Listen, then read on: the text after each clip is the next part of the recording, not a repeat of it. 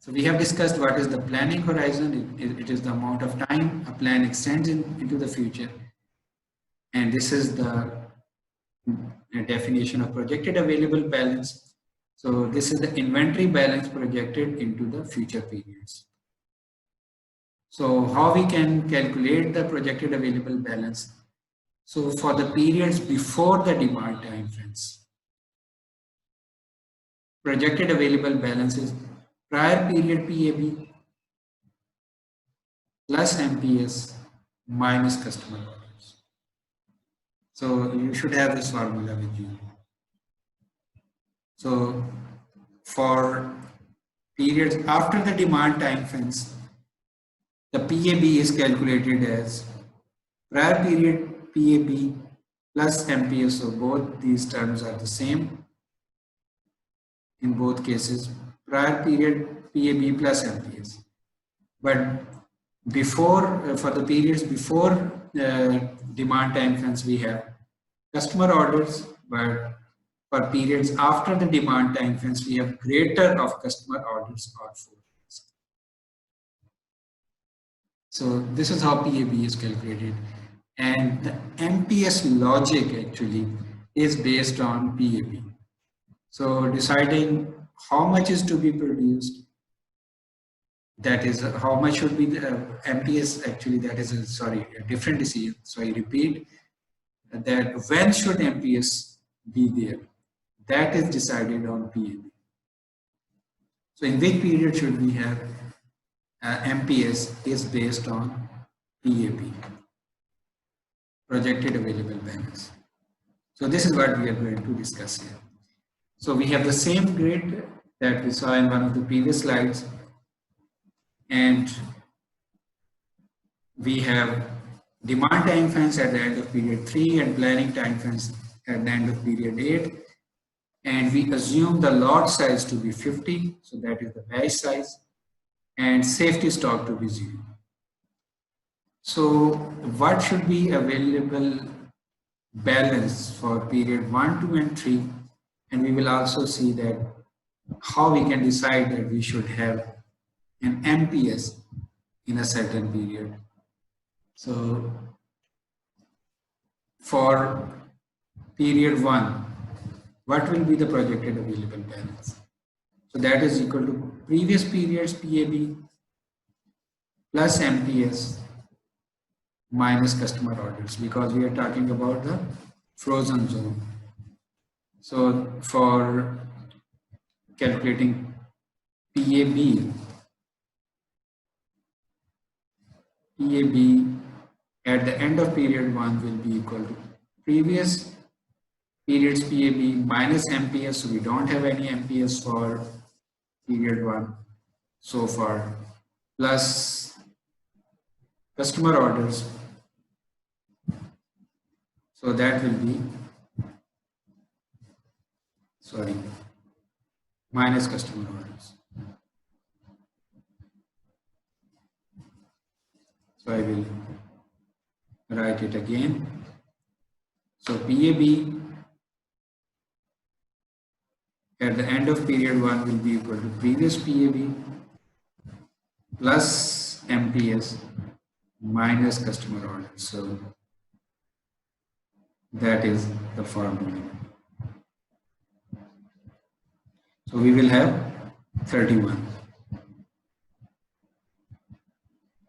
So we will have 31 here for period B, for period 2. Previous PAB is 31 plus 0 MPS. So we didn't have any MPS here. We don't have any here as well. Minus customer orders. So we have customer orders of 17. So that is equal to 14.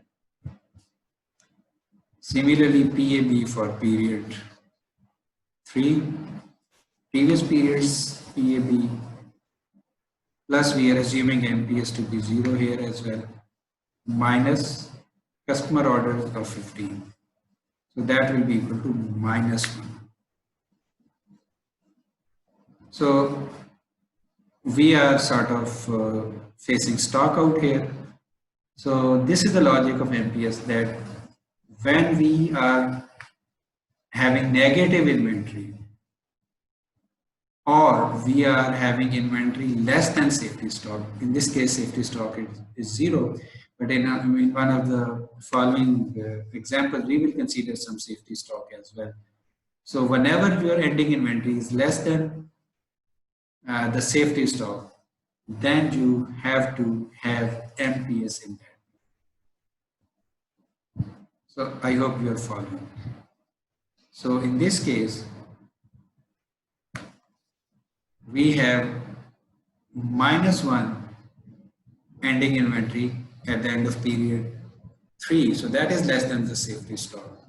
So we do need to have an MPS here. So that will be equal to lot size of 50. So actually we will having an ending inventory of 49 here. It's PAB 14 plus MPS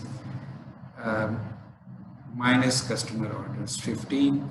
So that will be equal to 49.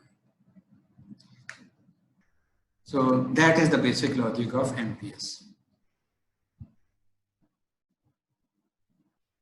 So basic MPS logic is for the PAB to go negative before ordering. So in the previous example, using the PAB formula, the first period that goes negative is period 3. So the calculation would result in -1 in period 3 if no MPS activity has been proposed. So therefore, the production of 50 units is required in period 3. So please note that this example assumes a fixed production quantity, 50 units, and no safety stock. So did we use level, chase, or hybrid strategy? So we discussed these 3 strategies in the previous lecture. So which strategy was used in this case? So the answer is the hybrid strategy was used, because the quantity was fixed.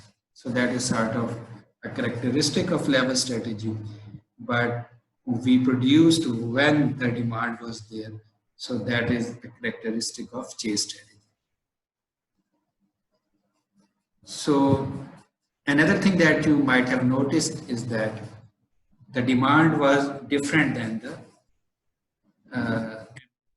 for example, in this period, we had a demand of 15, but the MPS was equal to 50. So this is also called cycle inventory. So cycle inventory is the type of inventory that is greater than the demand or requirement, and that is consumed as the demand comes in.